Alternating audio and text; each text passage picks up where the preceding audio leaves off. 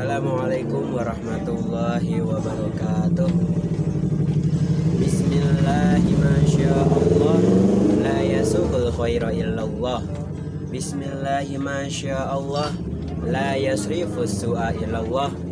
Bismillahirrahmanirrahim. Ma kana min ni'matin faminallah. Bismillahirrahmanirrahim. La haula wala quwata illa billahil aliyyil azim. Amma ba'du. Yang pertama-tama, marilah kita panjatkan puja serta puji syukur kehadirat Allah Subhanahu wa Ta'ala yang bisa bertemu kembali dengan saya dalam Sanubari Ramadan dalam part 4, yakni sekitar bertemakan Ramadan Karim ya. Yang kedua, salawat dan salam mari kita haturkan kepada baginda alam Habibina wa syafi'ina wa maulana Muhammadin sallallahu alaihi wasallam wa ala alihi wa azwajihi ajma'in, amma ba'du. Yang sebelumnya ini melanjutkan sanubari yang hari kemarin saya telah bagikan kepada kalian semua yang masih bertemakan dengan tentang puasa ya, yakni rukunnya puasa dan 8 hal yang membatalkan puasa ya. Oke, rukunnya puasa itu yang pertama adalah niat. Niat puasa Ramadan merupakan pekerjaan ibadah yang diucapkan dalam hati dengan persyaratan dilakukan pada malam hari dan wajib menjelaskan kefarduannya di dalam hal tersebut. Saya niat puasa Ramadan, melakukan puasa fardu bulan Ramadan yang dalam bahasa Arabnya seperti ini. Nawaitu sauma godin an adai fardi syahri Ramadoni, bukan Ramadona, hadhihi sanati lillahi ta'ala. Jika kita ingin niat puasa kita sempurna dalam hukumnya, itu nawaitu sauma godin an adai fardi syahri Ramadoni. Jika maunya seperti ini, nawaitu sauma godin an ada a fardi syahri Ramadona ya. Jadi kita tidak nawaitu sauma godin an adai fardi syahri Ramadona, yaitu di dalam hukum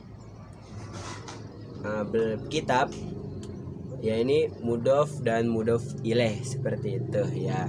Jadi kita sudah tahu nih niat yang benar itu gimana. Tapi dalam artinya itu pun sama. Saya niat puasa pada bulan Ramadan ini wajib karena Allah Ta'ala, seperti itu. Itu yang pertama adalah niat.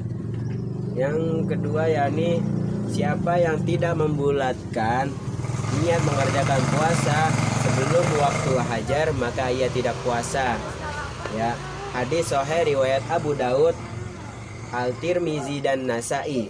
Adapun dalil yang menjelaskan waktu mengucapkan niat untuk puasa sunnah bisa dilakukan setelah terbit fajar, yaitu an Aisyah qala dakhala alayya Rasulullah sallallahu alaihi wasallam zata yaumin faqala hal indakum min syai'in faqulna la faqala fa inni idzan shaim.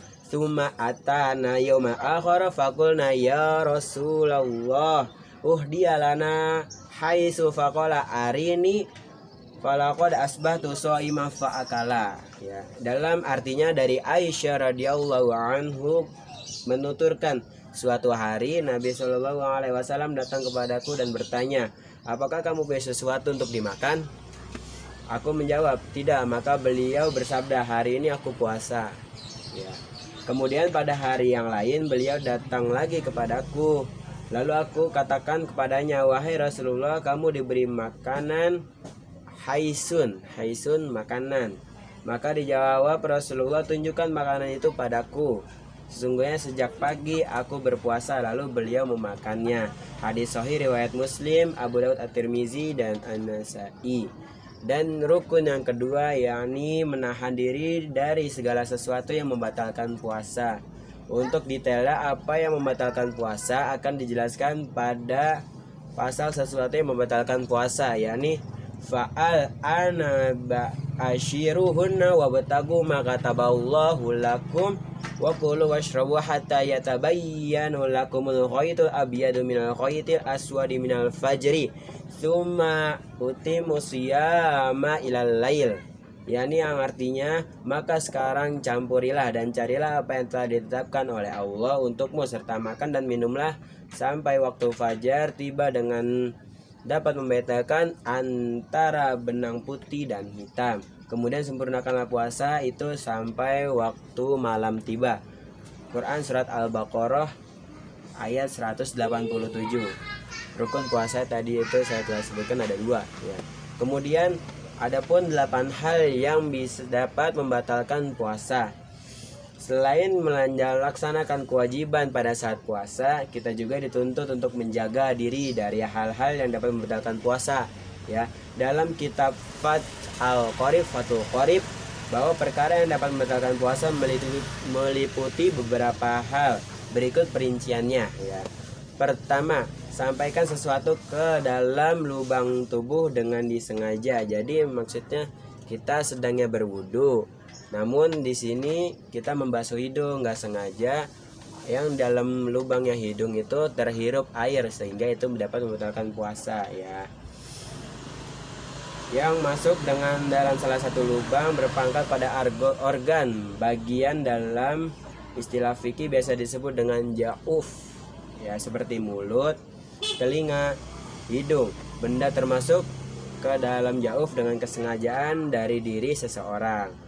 Lubang jauf ini memiliki batas awal yang ketika benda melewati batas tersebut maka puasa menjadi batal ya.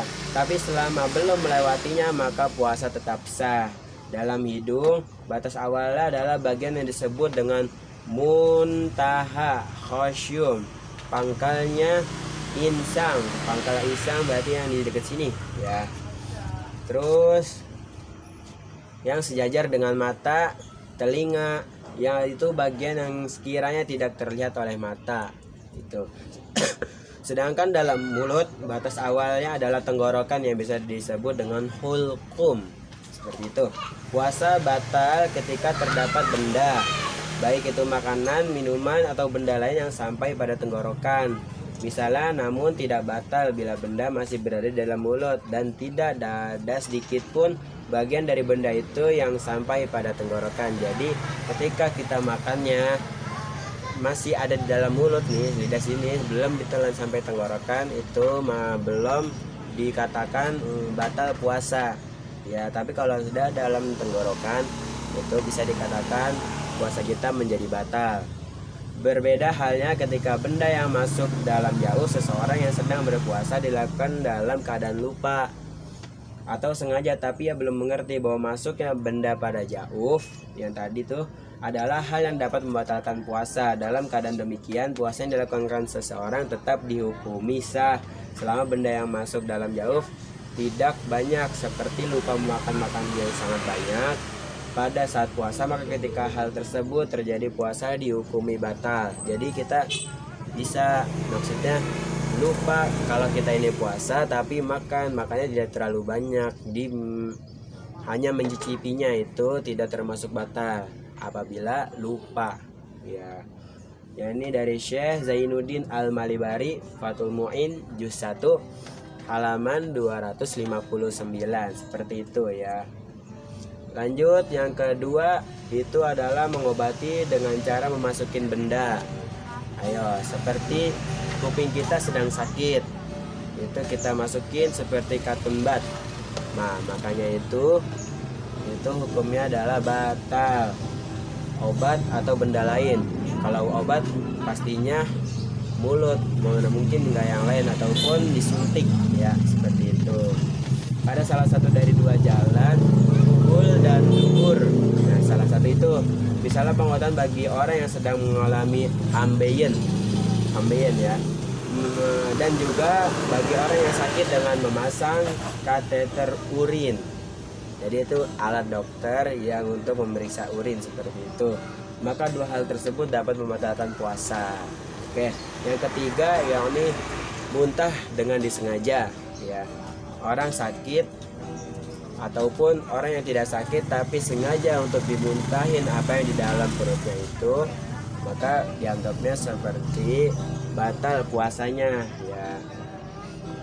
Jika seseorang muntah tanpa disengaja atau muntah secara tiba-tiba yang disebut dalam bahasa Arab adalah golabah, itu maka puasa tetap dihukumi sah selama tidak ada sedikit pun dari muntahnya yang tertelan kembali olehnya. Jika muntahnya tertelan dengan sengaja, maka hukumnya itu adalah batal seperti itu. Bila tidak disengaja itu masih sah, tapi bila disengaja itu hukumnya adalah batal ya. Itu yang ketiga. Yang keempat, yakni melakukan hubungan seksual pada lawan jenis ataupun bahasa Arabnya adalah jima dengan sengaja. Bahkan dalam konteks ini terdapat ketentuan khusus, puasa seseorang tidak hanya batal tapi ia juga dikenai denda kafarat dalam bahasa Arab atas perbuatannya. Denda ini adalah berpuasa selama 2 bulan berturut-turut. Nah, itu lumayan lama. Jika tidak mampu, ia wajib memberi makan pokok senilai 1 mud. 1 mud itu kalau tidak salah 0,6 kilogram beras atau 3/4 liter beras kepada 60 fakir miskin. Hal ini tidak lain bertujuan sebagai ganti atas dosa yang ia lakukan berupa hubungan seksual pada saat puasa. Jadi kita tidak boleh untuk melakukan hubungan seksual ataupun jima ya. Ini biasa dilakukan yang untuk udah mahram, yakni suami istri. Jadi kalau ada pun jima yang bukannya mahram, itu lebih-lebih darinya hukuman kafarot, yakni dihukumi mati ataupun dipancung selama sebanyak 1000 cambukan. Seperti itu kalau dalam hukum di negara Arab. Lalu yang kelima adalah keluarnya air mani atau sperma disebabkan bersentuhan kulit.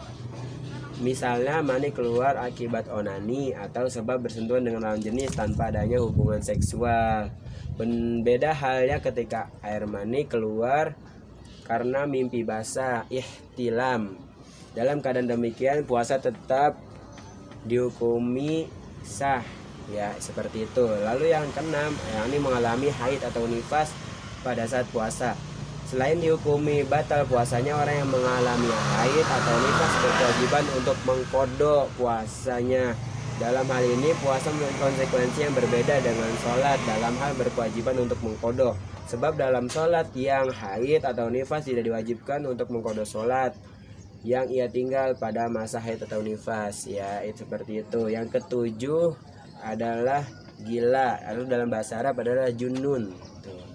Pada saat menjalankan ibadah puasa, ketika hal ini terjadi pada seseorang di tengah melaksanakan puasanya, maka puasa yang ia jalankan dihukumi ya ini batal ya. Itu yang kedelapan, ini yang terakhir adalah murtad pada saat puasa. Kita pastinya orang muslim tidak boleh untuk yang murtad, tapi jika seseorang yang murtad dalam agama Islam, maka nantinya di akhirat akan masuk ke dalam api neraka yang sangat panas. Seperti itu. Pada saat puasa, murtad adalah keluar tadi seseorang yang dari agama Islam. Misalnya orang sedang puasa tiba-tiba mengingkari kesetiaan Allah Subhanahu wa taala atau mengingkari hukum syariat yang sudah menjadi konsensus ulama mujma' alaih. Ya, di samping batalnya puasa, ia juga berkewajiban untuk segera mengucapkan syahadat serta mengqadha puasanya. Syahadat yakni asyhadu alla ilaha illallah wa anna muhammadar rasulullah. Ya, itu juga syarat untuk masuknya Islam ataupun sebagai bukti kalau kita ini sudah memeluk agama Islam ya, seperti itu. 8 hal ini di atas yang tadi saya telah sebutkan adalah perkara yang dapat membatalkan puasa. Ketika salah satu dari 8-nya hal tersebut terjadi pada saat puasa, maka puasa yang dijalankan oleh seseorang tersebut batal. Semoga ibadah puasa kita pada bulan Ramadan kali ini diberi kelancaran dan kesempurnaan serta menjadi ibadah yang diterima oleh Allah Subhanahu wa taala. Amin ya rabbal alamin. Mungkin sekian dari saya. Bila ada kata-kata yang salah ataupun kurang berkenan untuk didengar, dari segi material atau non material itu mohon dimaafkan sebesar-besarnya ya. Wallahul muwafiq ila aqwamit thoriq. Wabillahi taufiq wal hidayah. Assalamualaikum warahmatullahi taala wabarakatuh.